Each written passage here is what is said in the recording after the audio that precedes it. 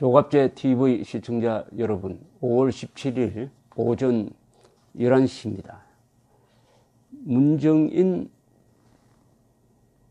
대통령 외교 안보 부분의 특별보좌관은 언론에 동정할 때 항상 이 논란을 일으킵니다.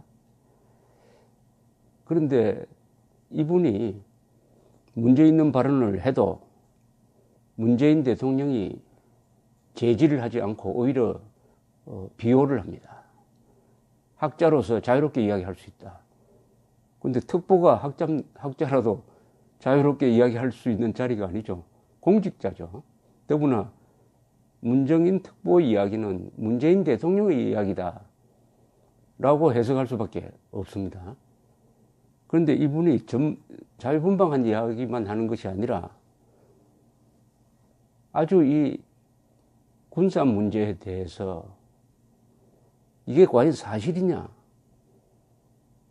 의문스러운 이야기를 한 경우가 어제 있었습니다.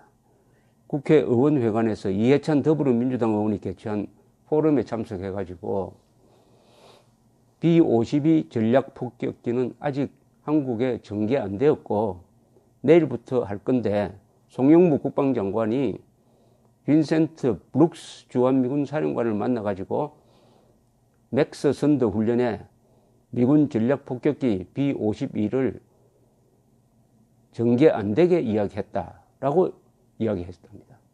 이건 읽어보면은 북한이 남북 고위급 회담을 갑자기 취소하면서 한미 군사훈련, 즉 맥스 선더라는 이 공군 한미 합동 군사훈련을 트집 잡고 특히 B-52를 지칭하면서 욕설을 해대니까 송영무 장관이 브룩스 유엔군 사령관을 만나가지고 북한이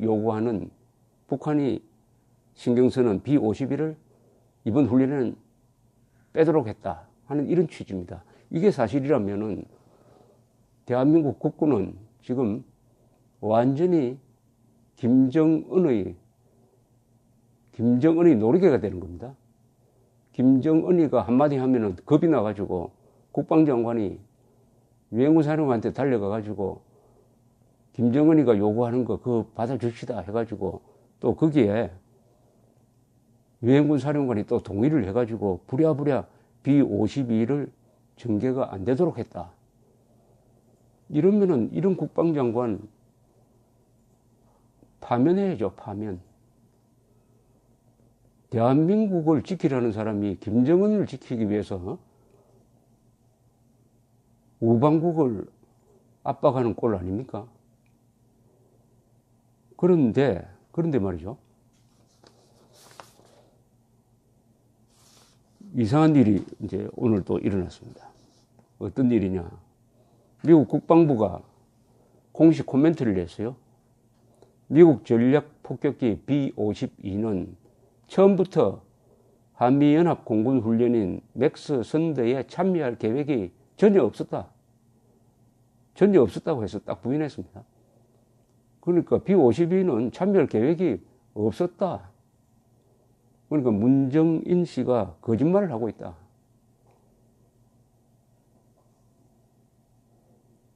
자, 이렇게 이야기를 했는데, 국방부도 사실은 어제 그 문정인 특보 이야기를 부인한 바가 있습니다. 국방부는 송영무 장관과 문정인 특보가 어제 점심을 같이 했는데, 송 장관은 그 자리에서 B-52 훈련 참가에 대해서 이야기하기를 맥스 선더 훈련은 전투조종사 기량 향상을 위한 훈련이기 때문에 B-52는 포함되지 않는다 라고 설명을 했답니다.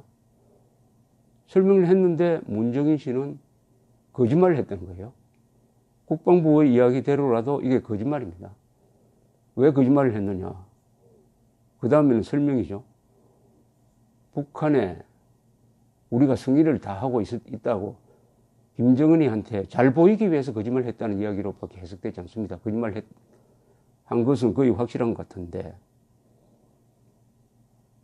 처음부터 없었다는 거예요. 처음부터. 그러니까 이 조선일보의 논평은 이렇습니다. 문특보의 발언은 북한의 경고를 의식해 한미연합훈련을 축소 변경했다고 읽힐 수 있어 미국 국방부가 적극적으로 반박 성명을 낸 것으로 보인다. 진위 여부를 떠나서라도 한미연합훈련 내용을 정부 여당 측에 유리하도록 정치적으로 이용하는 모양새라 논란이 커질 것으로 보인다. 이거 아주 점잖게 이야기를 했지만은 김정은의 비위를 맞추기 위해서 사실을 조작했을 가능성이 있다는 거죠.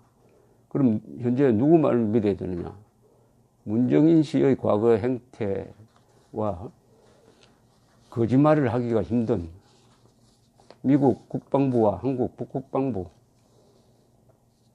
견해를 놓고 본다면은 문정인 씨가 거짓말하고 있다는 쪽으로 더 기울 수밖에 없게 됩니다.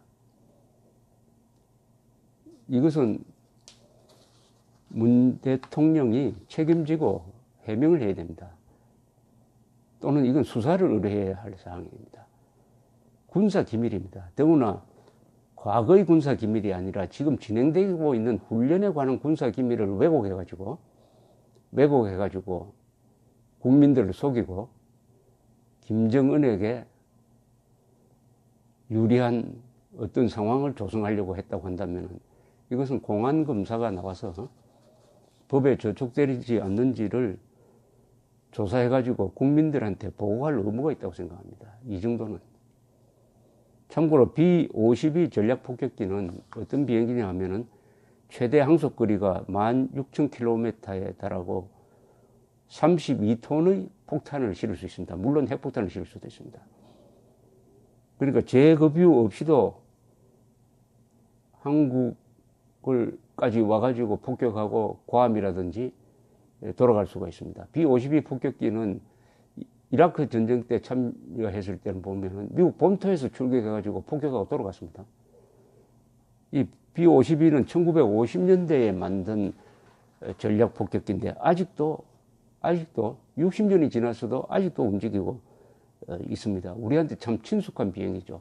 북한이 불장난을 할 것 같으면 가끔 한반도로 전개되는 B-52를 여러분들이 보려면은 한국에서 그 실체를 볼 수 있고 만질 수도 있습니다. 어딜 가시면 되느냐? 전쟁기념관에 가시면 됩니다. 전쟁기념관에 B-52가 저 한쪽에 와 있습니다. 거기 가서 보면은 건물 한 채 같죠.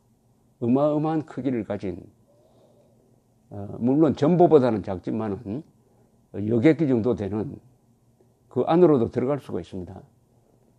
이것은 1990년에 이병형 장군이 전쟁기념관을 만들 때 미국에 특별히 부탁을 해가지고 퇴역한 B-52를 여기에 갖다 놓았습니다. 그때는 아직 냉전이 끝나지 않아가지고 미국이 B-52를 껍데기만 한국으로 보낼 때 당시에 소련의 양해를 받았다고 합니다.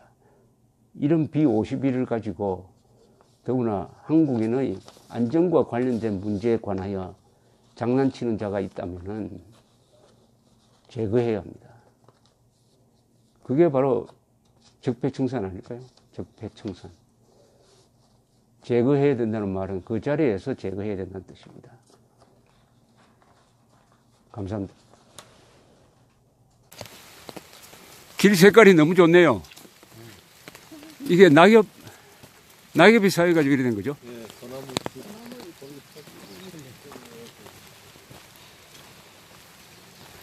설리풀 우리 시골에 그 갈비라고 그러거든. 갈비, 갈비라. 덜갈비. 예? 갈비 옛날에 김으로 그냥 집에 침냉풀로 묶어가지고 팔려고. 이게 말하자면은 갈비. 뗄면 말하자면 네. 이게 쏠시개, 불쏠시개. 이거 진짜 잘 타겠다.